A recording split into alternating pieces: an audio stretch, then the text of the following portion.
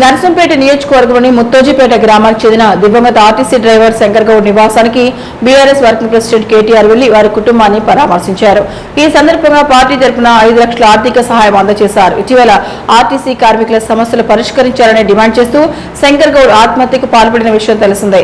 ఈ నేపథ్యంలో ఆయన కుటుంబానికి అండగా నిలుస్తామని కేటీఆర్ హామీ ఇచ్చారు. కేటీఆర్ మాట్లాడుతూ తమ ప్రభుత్వ కాలంలో తెలంగాణ రాష్ట్ర రోడ్డు రవాణా సంస్థ కార్మికుల న్యాయమైన డిమాండ్లను గుర్తించి సంస్థను ప్రభుత్వం విలీనం చేసి ఉద్యోగులుగా గుర్తించామని తెలిపారు. అయితే ఆ తర్వాత వచ్చిన కాంగ్రెస్ ప్రభుత్వం కూడా ఆర్టీసీ విలీనాన్ని పూర్తి చేసి కార్మికులకు పీఆర్సీతో పాటు అన్ని హక్కులు కల్పిస్తామని హామీ ఇచ్చినా ఇప్పటి వరకు అమలు చేయలేదని విమర్శించారు. 100 రోజుల్లో సమస్యలు పరిష్కరిస్తామని చెప్పి 2.5 సంవత్సరాలు గడిచినా ఎలాంటి చర్యలు తీసుకోలేదని, దీనితో రాష్ట్ర వ్యాప్తంగా ఆర్టీసీ కార్మికులు సమ్మెకు దిగుతారని అన్నారు. ఈ నేపథ్యంలోనే నర్సంపేట డిపోకు చెందిన శంకర్ గౌడ్ ప్రభుత్వం ఇచ్చిన మాట నిలబెట్టాలని కోరుతూ ఆత్మాహుతికి చేసుకోవడం బాధాకరమని పేర్కొన్నారు. శంకర్ గౌడ్ మరణం తర్వాత కుటుంబానికి మద్దతుగా వెళ్లిన తమ నాయకులను పోలీసులు అడ్డుకుని అరెస్టులు చేశారని ఆరోపించారు. ప్రభుత్వం ఆలస్యంగా స్పందించి 10 లక్షల పరిహారం ప్రకటించిందని తెలిపారు. ఆర్టీసీ కార్మికులకు న్యాయం జరిగే వరకు బీఆర్ఎస్ పార్టీ తరఫున పోరాటం కొనసాగుతుందని కేటీఆర్ స్పష్టం చేశారు. అలాగే ఎవరు ఆత్మహత్యలు చేయవద్దని, కుటుంబాలను కష్టాల్లోకి నెట్టవద్దని కార్మికులకు విజ్ఞప్తి చేశారు. రాజకీయాలను పక్కన పెట్టి అందరం కలిసి బాధిత కుటుంబానికి అండగా నిలవాలని పిలుపునిచ్చారు.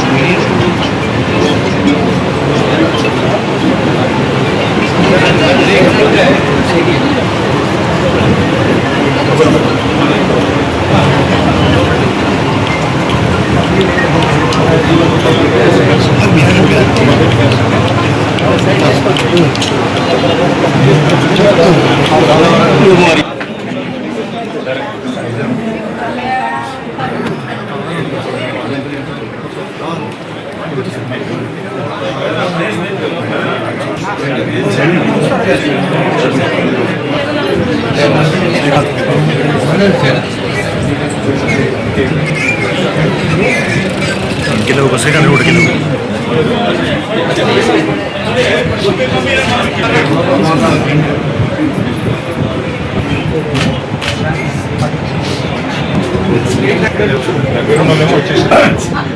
आज